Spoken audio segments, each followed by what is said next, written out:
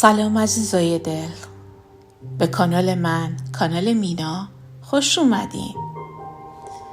امروز میخوام باهاتون درباره دو نیروی فوق‌العاده قدرتمند صحبت کنم: جادوی کلمات و معجزه سپاسگزاری.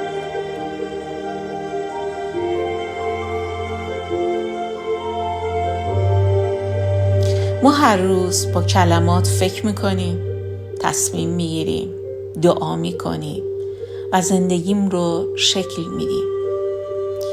کلمات ما فقط صدا نیستن، اونا انرژی هن عزیزان. برنامه ریزی ذهن هستن و کلیدهای خلق واقعیت. وقتی با آگاهی حرف میزنیم، وقتی با عشق می نویسیم، دنیای بیرون ما به درونمون هماهنگ میشه. حالا بذار از سپاسگزاری بگم. سپاسگزاری یعنی دیدن یه نوری که بقیه فقط اونو تو تاریکی میبینن. یعنی گفتن متشکرم، الهی شکر، سپاسگزارم، حتی وقتی همه چیز طبق نقشه پیش نرفته.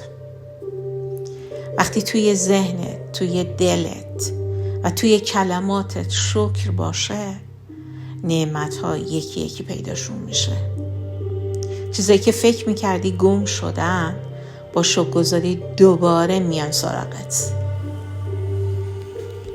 هر کلمه پر از عشق، هر جمله پر از شکر مثل جادویی میمونه که زندگی رو روشن‌تر، آرومتر و پربارتر میکنه.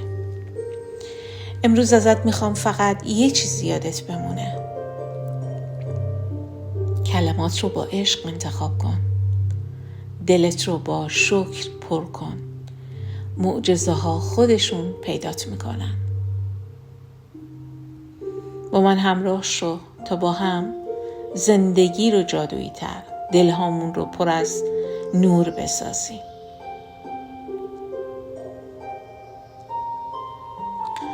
عزیزان، سپاسگزاری یعنی دیدن نوری که شاید بقیه فقط تو تاریکی ببینن.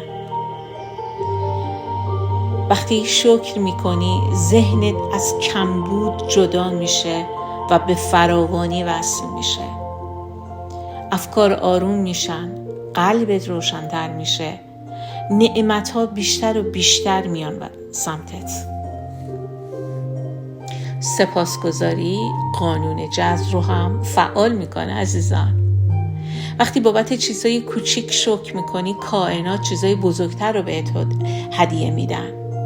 تو فقط بگو متشکرم که زنده‌ام، متشکرم چون هنوز فرصت دارم خلق کنم، هنوز نفس میکشم، متشکرم چون دردها هم منو رشد میدن. با سپاسگزاری معجزه از جاهایی میرسن که حتی فکرش هم نمی کنی. کافیه فقط باورش کنی. هر روز تمرینش کن. مثلا وقتی که صبح از خواب بلند میشی، بگو الهی شکر که بازم امروز تونستم چشامو باز بکنم و از زیبایی این دنیایی که خداوند خلق کرده لذت ببرم. سپاس برای این اکسیژن سالم، تمیز. سپاس برای این طبیعت زیبا. سپاس برای این آب که ما به وجود اون زنده ایم. سپاس برای برق توی خونه که روشنایی میده. سپاس برای باران و برف. سپاس برای این جامعه‌ای که من درونش دارم زندگی میکنم. سپاس برای اطرافیانم.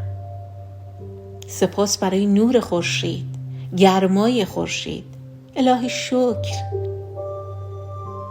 از کوچکترین چیزها که ما شروع کنیم به سپاسگزاری کردن، خداوند بهترین ها و بزرگترین معجزاتش رو برای ما میفرسته. عزیزان، مطمئن باشید سپاسگزاری قانون جذب رو فعال میکنه. من لایق بهترین ها هستم و نیروی الهی بهترین ها رو برای من فراهم میکنه.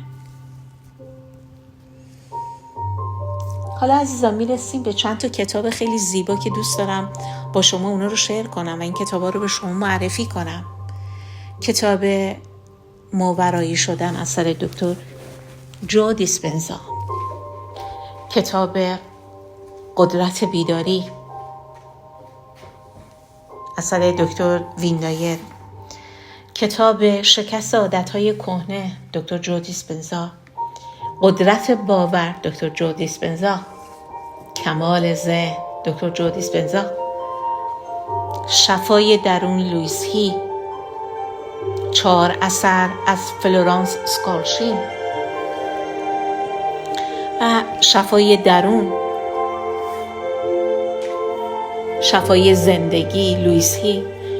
عزیزان این کتابا خیلی کتابای عالی هستن برای کمک به ما که بتونن ما زندگیمون رو رشد بدیم، برای موفقیت، برای به خود برتر برسیم، بتونیم اون عادتهای شکننده قبلی رو کنار بذاریم و از اون عادتها، از اون شکستهای کهنه رد بشیم و به یه خود جدید برسیم.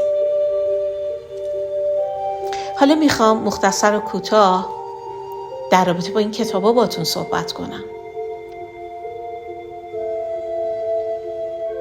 مثلا کتاب شفای درون خیلی جملات تأکیدی داره و اینجا لوئیس هی میاد به ما میگه که اگر ما هر بیماری داشته باشیم بابت چه چیزهایی هستش و با استفاده با چه کلمات قدرتمندی میتونیم معجزه بکنیم و خودمون رو شفا بدیم. با افکار مثبت، کلمات مثبت، سپاسگزاری. مثلا یکی از جمله‌ای که من خودم خیلی دوست دارم اینه که من خودم رو با عشق میپذیرم و در آغوش میگیرم.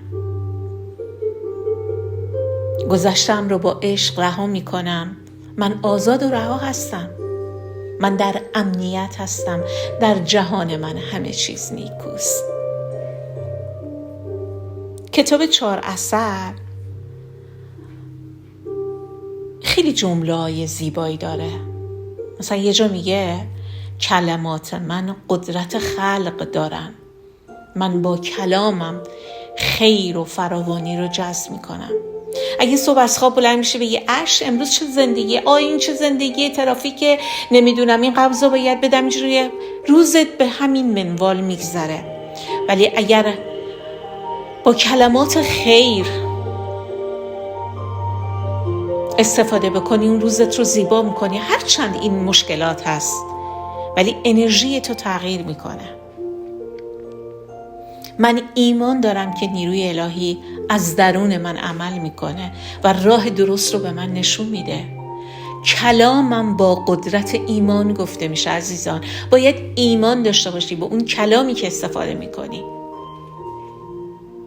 به قول دکتر آزموده میگه اگه یکی ازت پرسید حالت چطوره، اگه اون روز تو حالت خوب نیست نگو حالم خوب نیست، به دروغ بگو من حالم خوبه.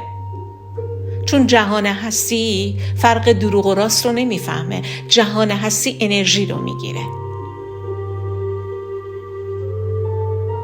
همیشه بگو من هماهنگ با اراده الهی حرکت میکنم و زندگیم رو از صلح و شادی و موفقیت پر میکنم.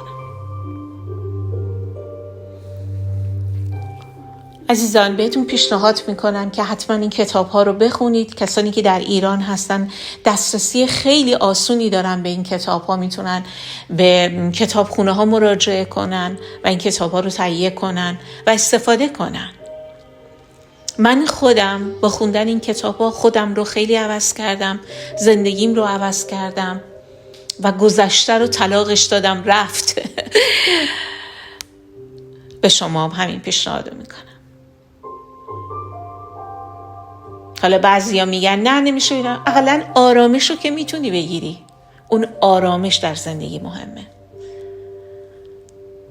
آرامش رو خودت میتونی برای خودت خلق کنی با شکرگزاری و سپاسگزاری. خیلی ممنون که تا اینجا همراه من بودید.